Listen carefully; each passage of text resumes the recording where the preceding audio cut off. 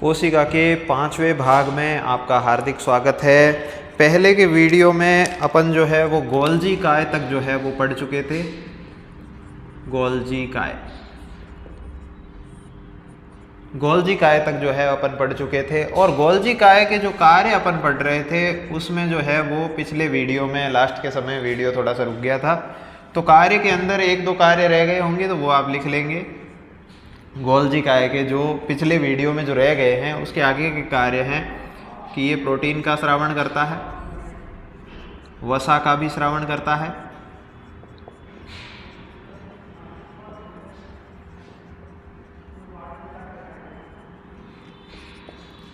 कोशिका के अंदर जो अतिरिक्त प्रोटीन वगैरह जो होगी और शर्करा जो होगी, वसा जो होगी, उसका भी स्रावण कौन करेगा? गोल्जी काय करेगा।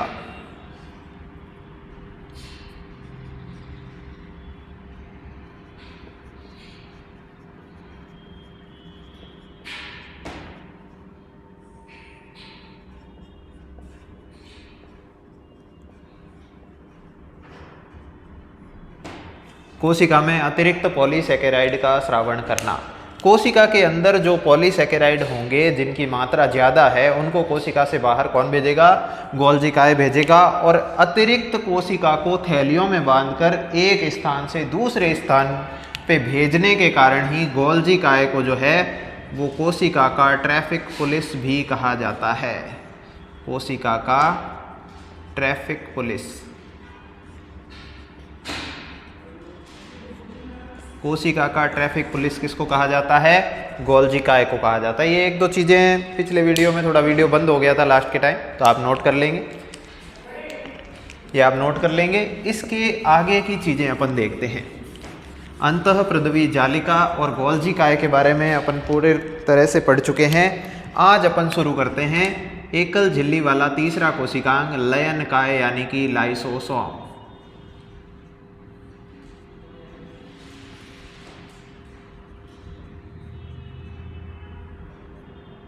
लयन काय यानी कि लाइसोसोम। कोशिका के अंदर जो है वो लाइसोसोम पाए जाते हैं। इस तरह से एक थैली समान संरचना होती है और इस लाइसोसोम के अंदर जो है वो जल अपघटनी एंजाइम पाए जाते हैं। क्या पाए जाते हैं? जल अपघटनी एंजाइम। ये तो है आपका लाइसोसोम और इसके अंदर ये जो पाए जा रहे हैं ये क्या हैं? जल अपघटनी एंजाइम। जल अपघटनी एंजाइम लगभग इनकी संख्या जो है वो 50 से लेकर के 60 तक होती है, इन एंजाइमों की संख्या। और लाइसोसोम का कार्य क्या होता है? लाइसोसोम का कार्य ये होता है कि कोशिका के अंदर कोई भी कोशिकांग जो है वो यदि वृद्ध हो गए हैं, अब कार्य करने की क्षमता में नहीं है, तो उनका क्या कर लिया जाता है? लाइसोसोम के द्वारा भक्षण कर लिया जाता है, खा लिया जाता है। इसलिए लाइसोसोम को कोशिका का शमशान घाट भी कहा जाता है। क्या कहा जाता है? शमशान घाट। कोशिका का शमशान घाट किसको कहा जाता है? लाइसोसोम को कहा जाता है। साथ ही साथ ये जो है वो कोशिका के अंदर जो मृत हो गए हैं कोशिकांग, उनको क्या कर लेता है? साफ सफाई करने का कार्य करता है, यानी खा जाता है, भक्षण करता है और साफ करने का कार्य करता है कोशिका को। इसलिए इस लाइसोसोम को कोशिका का अपमार्जक भी कहा जाता है। क्या कहा जाता है? कोशिका का अपमार्जक भी किसको कहा जाता है? लाइसोसोम यानी कि लयन काय को कोशिका का अपमार्जक भी कहा जाता है। साथ ही साथ जो है कोशिका के अंदर जो कोशिकांग है, कोशिका के अंदर जो कोशिकांग है उनको लाइसोसोम क्या कर लेता है? जब वो कार्य करने की क्षमता में नहीं होते उनको खा जाता है, नष्ट कर देता है। इसी वजह से लाइसोसोम को कोशिका की आत्मघाती थैली भी कहा जाता है। आत्मघाती थैली, सुसाइडल बैग इसको कहा जाता है। इंग्लिश के अंदर सुसाइडल बैग इसको कहा जाता है लाइसोसोम। लाइसोसोम का कार्य देखिए, छोटी छोटी चीज़ें हैं, बस एक दो लाइनें आपको याद रखनी होती हैं।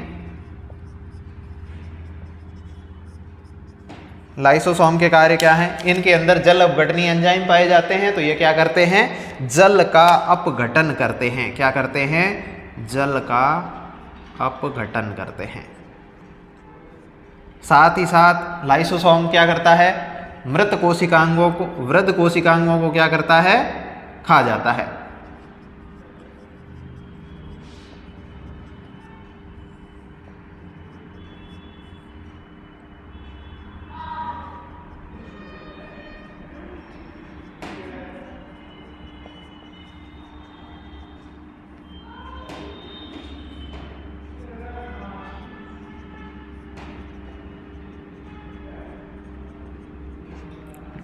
वृद्ध कोशिकांगों को भक्षण करके कोशिका को स्वच्छ बनाता है, इसी वजह से इसको कोशिका का अपमार्जक कहा जाता है। साथ ही साथ इसको कोशिका का शमशान घाट भी कहा जाता है। साथ ही साथ लाइसोसोम को आत्मघाती थैली भी कहा जाता है। कोई भी आपका सामने आपको कोई भी शब्द यदि मिले तो बात किसकी हो रही है, लाइसोसोम यानी लयनकाय की बात हो रही है। इसके अंदर जो है, जो कोशिका के अंदर जो H2O2 बनता है उसको कैटालेज एंजाइम की मदद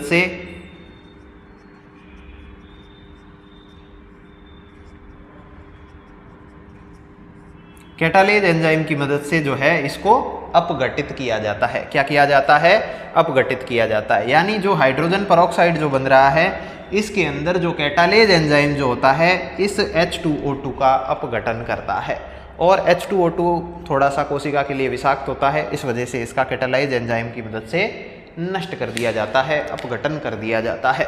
बस इतना ही पढ़ना है आपको लाइसोसोम के बारे में। ये आप नोट कर लेंगे। मैं कैमरे से जैसे ही इधर होता हूँ आप इसका स्क्रीनशॉट भी ले सकते हैं, जिसकी वजह से आप बाद में आराम से बैठ के नोट्स इसके बना सकते हैं। ये था आपका लाइसोसोम यानी कि लयनकाय। अगला अपन देखते हैं, बिल्कुल छोटी छोटी चीज़ें हैं, 2-2 लाइनें आपको याद रखनी होती है इसके अंदर। चौथा है माइक्रो बॉडी यानी कि सूक्ष्मकाय।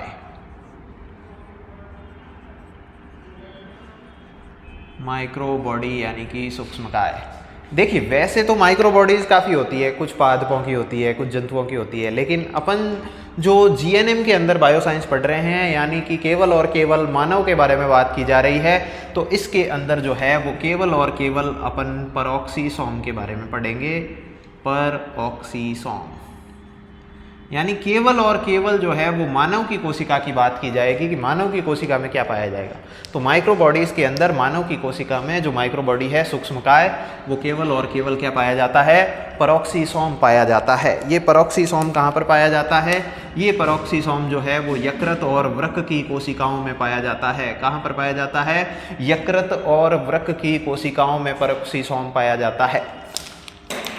उपापचय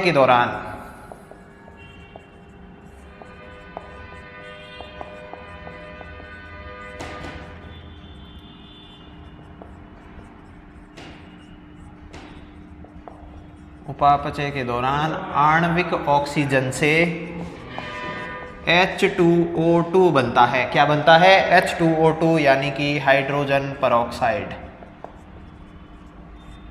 हाइड्रोजन परऑक्साइड इसका कैटालेज एंजाइम क्या कर लेता है, नष्ट कर देता है। कैटालेज एंजाइम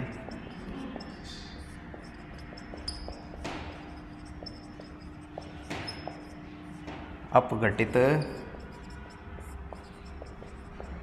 किया जाता है। उपापचय के दौरान आणविक ऑक्सीजन से H2O2 बनता है। हाइड्रोजन परऑक्साइड को कैटालेज एंजाइम द्वारा अपघटित किया जाता है। साथ ही साथ ये जो कैटालेज एंजाइम जो होता है, कैटालेज एंजाइम ये जो है शराब आदि विषाक्त पदार्थों को भी क्या करता है, नष्ट करता है। आपने सुना होगा कि शराब पीने से लीवर खराब हो जाता है। ये परऑक्सीसोम कहाँ पाया जा रहा है, यकृत यानी कि लीवर में पाया जा रहा है। साथ ही साथ वृक्क यानी कि किडनी के अंदर पाया जा रहा है। तो शराब का सबसे ज़्यादा प्रभाव कहाँ पड़ता है, यकृत पर पड़ता है और उसके बाद में वृक्क पर पड़ता है। और इसके अंदर परऑक्सीसोम पाए जाते हैं यकृत और वृक्क की कोशिकाओं में। इसी वजह से शराब से जो है वो सुरक्षा हो जाती है यकृत और वृक्क की। कौन करता है, कैटालेज एंजाइम करता है। ये परऑक्सीसोम का कार्य है भाई, ये परऑक्सीसोम का कार्य है। और पेरोक्सीसोम जो इसका निर्माण जो होता है, पेरोक्सीसोम का निर्माण जो होता है वो एंडोप्लाज्मिक रेटिक्यूलम यानी कि अंतःप्रदवीय जालिका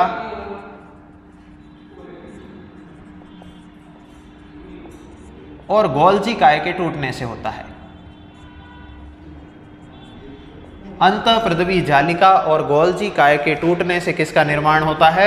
माइक्रोबॉडी, जिसमें से पेरोक्सीसोम का निर्माण होता है। पेरोक्सीसोम पाए कहाँ जाते हैं? यकृत और वृक्क की कोशिकाओं के अंदर पाए जाते हैं। कार्य क्या है? उपापचय के दौरान आणविक ऑक्सीजन से हाइड्रोजन पेरोक्साइड बनता है, जिसको कैटालेज एंजाइम द्वारा अपघटित किया जाता है। साथ ही साथ कैटालेज एंजाइम क्या करता है? शराब जैसे विषाक्त पदार्थों को भी अपघटित करता है और जिससे यकृत और वृक्क की सुरक्षा होती है। चलिए नोट कर लेंगे आप इसको। ये सभी जो है वो एकल झिल्ली वाले कोशिकांग है। एक लाइन और लिख देना साइड में कि ये जो है वो एकल झिल्ली वाले कोशिकांग होते हैं। अभी अपन जितने भी पढ़ रहे हैं सभी एकल झिल्ली वाले कोशिकांग हैं। आप पहले ही लाइन ये लिख के रखेंगे, सबसे पहली लाइन आप यही लिखेंगे कि ये एकल झिल्ली वाला कोशिकांग होता है। चलिए अगला अपन देखते हैं झिल्ली रहित कोशिकांग।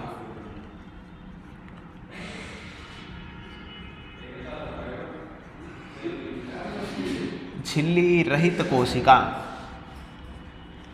अपन ने दोहरी झिल्ली वाला देखा एक नंबर पे, दूसरा अपन ने एकल झिल्ली वाला देखा, अब 3 नंबर पे झिल्ली रहित कोशिकांग। इसमें मुख्य रूप से अपन को जो है वो राइबोसोम के बारे में पढ़ना है।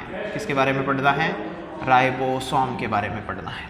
राइबोसोम जो होता है बच्चों वो झिल्ली रहित कोशिकांग होता है और मानव की कोशिकाओं में 80S प्रकार के राइबोसोम पाए जाते हैं। कैसे राइबोसोम होते हैं? 80S प्रकार के।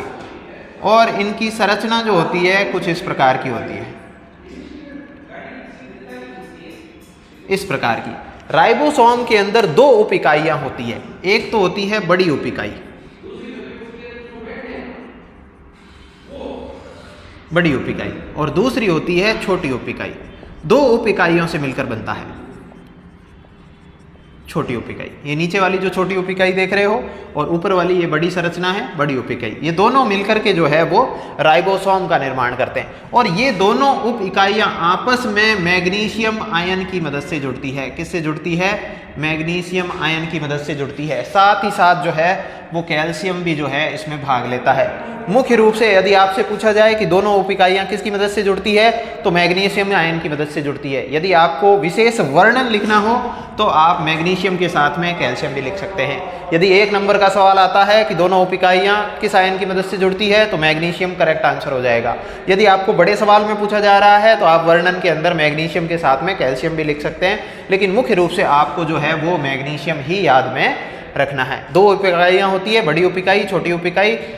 दोनों उप इकाइयां आपस में मैग्नीशियम आयन की मदद से जुड़ती है। कार्य क्या होता है? राइबोसोम का कार्य एकमात्र इसका कार्य होता है प्रोटीन का निर्माण करना, प्रोटीन का निर्माण करना, ये राइबोसोम का कार्य है। बड़ी उप इकाई जो होती है वो 60S होती है, छोटी उप इकाई जो होती है वो 40S होती है। दोनों मिला लेंगे तो 100 हो जाएगी, लेकिन आपको यही याद रखना है 80S प्रकार की होती है। आपको डीप में नहीं समझाना होता है कि 60S क्या होता है 40S क्या होता है, बस इतना याद रखना है आपको कि बड़ी उप इकाई 60S होती है, छोटी उप इकाई 40S होती है।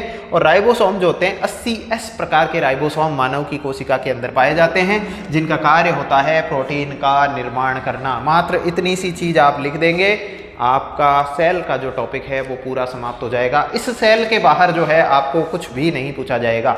इतनी चीज़ें आप लिख देते हो, इसके बाहर जो है आपको सेल के टॉपिक में से कुछ भी नहीं पूछा जाएगा। एक लास्ट आपको पढ़ा दिया जाता है इस वीडियो के अंदर जो है, ये लास्ट चीज़ आपको बता देता हूँ मैं, तारक काय। तारक काय, तारक काय जो होता है एक खंबे समान संरचना होती है। एक खंबा ऐसे होता है और दूसरा खंबा जो है वो इस प्रकार से होता है। एक खंबा दूसरे खंबे के 90 डिग्री के कोण पर होता है। कहां पर होता है? एक खंबा दूसरे खंबे के 90 डिग्री पर कोण पर होता है। ये संरचना क्या है? तारक काय है। तारक काय, तारक काय का कार्य क्या होता है? तारक काय का कार्य होता है कोशिका विभाजन में सहायता करना। यानी कि सेल डिवीजन में इसकी भूमिका होती है। कोशिका विभाजन में सहायता करना तारक काय का मुख्य कार्य होता है। अब यदि इसकी जो है वो अपन इस प्रकार से कटिंग करके इसकी बड़ी संरचना को देखें तो कुछ इस प्रकार की संरचना नजर आएगी। तारक काय के अंदर जो है सूक्ष्म तंतु पाए जाते हैं। क्या पाए जाते हैं? सूक्ष्म तंतु।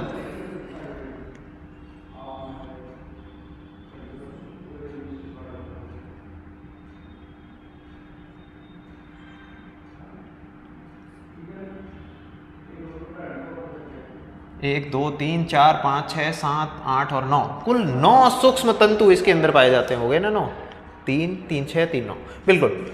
इसके अंदर जो है कुल 9 सूक्ष्म तंतु पाए जाते हैं और ये 9 सूक्ष्म तंतु जो होते हैं त्रिगुणक के रूप में पाए जाते हैं। किस में पाए जाते हैं? त्रिगुणक के रूप में पाए जाते हैं और इसका कार्य क्या होता है? कोशिका विभाजन में सहायता करना। ये आपका तारक काय भी जो है वो समाप्त हो जाता है। आज के वीडियो में सिर्फ इतना ही। आगे अपन केंद्रक के बारे में पढ़ेंगे और केंद्रक के बाद में अपना अध्याय जो है वो समाप्त हो जाएगा। Thank you.